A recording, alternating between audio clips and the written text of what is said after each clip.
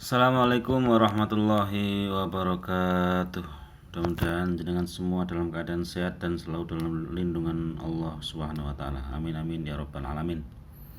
Bagaimana jarak bisa jauh? Jarak itu menjadi jauh kalau hatimu tidak sabar. Output dari hati tidak sabar apa?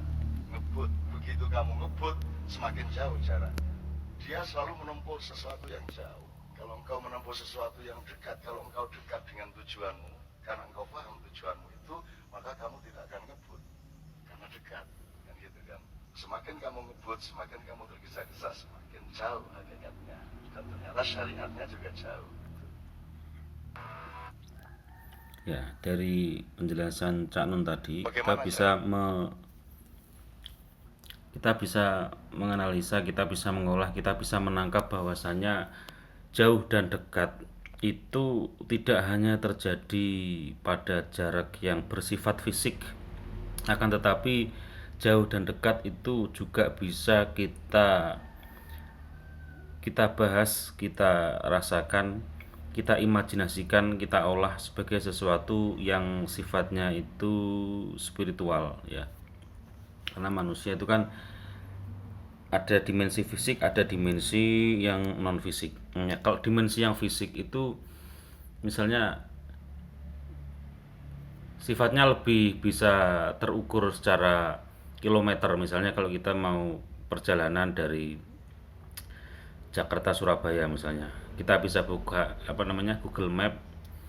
Di situ sudah tertera berapa kilometer, berapa jam jarak sebuah perjalanan misalnya.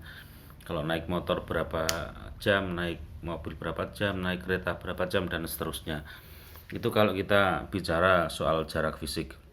Akan tetapi pada prakteknya orang bisa merasakan lama atau cepatnya perjalanan itu tidak hanya karena soal jauh atau dekatnya jarak fisik tersebut. Ya, bisa jadi orang itu perjalanannya dekat tetapi dia merasa jauh dan berat.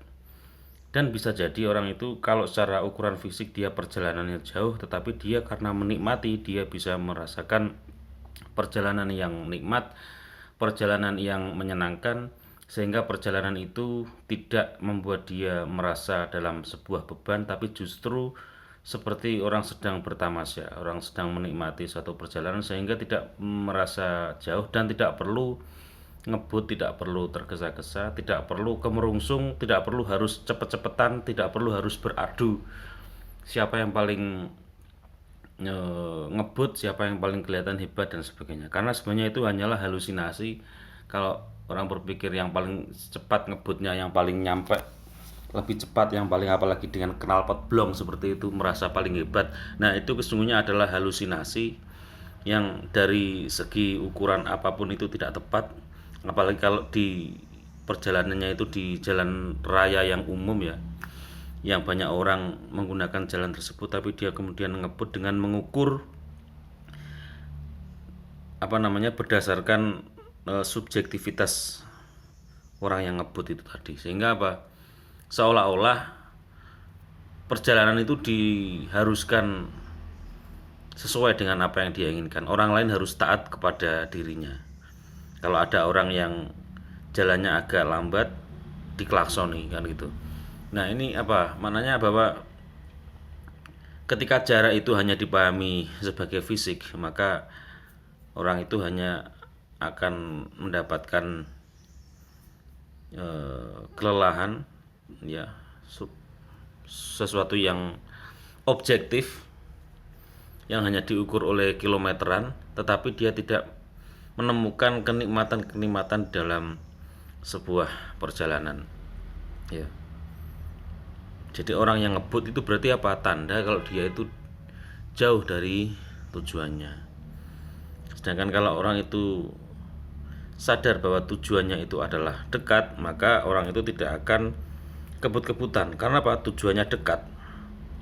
Meskipun kalau secara fisik itu jauh ya kan. Jadi ini wolak-walik ya. Wolak-walik dunia, ada relativitas waktu, relativitas ruang. Saya kira nggak tahu ini sulit atau mudah untuk dipahami ini ya. Menunggu tidak akan dirasakan sebagai penantian kalau dia memiliki satu imajinasi yang canggih, imajinasi yang indah tentang sebuah penantian tersebut. Maka disitulah pentingnya membuka kunci-kunci ilmu, membuka pintu-pintu ilmu dengan kunci-kunci yang kita pelajari melalui kehidupan sehari-hari. Cak Nun sering mengatakan di Ma'iyah itu kita diberikan kunci-kuncinya ilmu. Seandainya kunci ilmu itu belum kita temukan manfaatnya pada saat ini, simpan saja kunci tersebut. Ya, bila suatu saat kita menemukan lemari atau menemukan pintu, kita bisa coba gunakan kunci itu untuk membukanya. Kalau belum bisa terbuka, berarti ya kita simpan dulu sampai suatu saat kunci itu akan berguna. Ada sebuah cerita itu ketika di tengah tanjakan itu ada truk yang bermuatan berat ya. Kemudian truk itu tidak kuat untuk nanjak, akhirnya apa? Yang dicari adalah kayu atau batu yang selama ini belum tergunakan. Kelihatannya dia di pinggir jalan tidak berguna seperti itu. Ya, tetapi pada saat yang sangat darurat, jika sudah pada waktunya, ketika ada truk yang bermuatan itu nggak kuat untuk nanjak, kan dia kalau tidak diganjel dia akan jatuh. Maka yang sangat dibutuhkan pada saat itu adalah batu atau kayu yang selama ini kelihatan tidak berguna itu, ya kan? Yang kelihatan tidak berguna itu sangat berguna sekali pada saat yang tepat. Ya, pada saat yang tepat itu bisa sangat berguna sekali. Nah, seperti itulah kira-kira kunci-kunci di dalam mencari ilmu. Mungkin ilmu yang sedang dicari oleh seseorang itu tidak dia rasakan langsung manfaatnya pada saat dia mencari ilmu, akan tetapi suatu saat dia akan menjadi hal yang sangat diperlukan ketika dalam kondisi darurat. Meskipun sebenarnya proses mencari ilmu itu sendiri merupakan sesuatu yang sudah bermanfaat. Mencari ilmu itu sesuatu yang sudah baik, ya kan?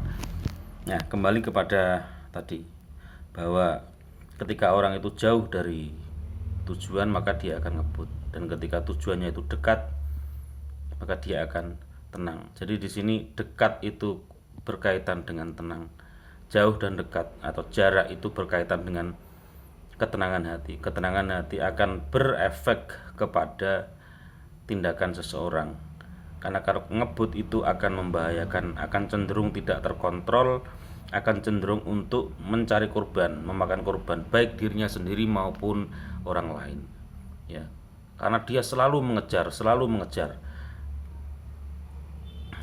sehingga tidak mampu untuk menikmati apa yang sedang dia rasakan itu sebenarnya.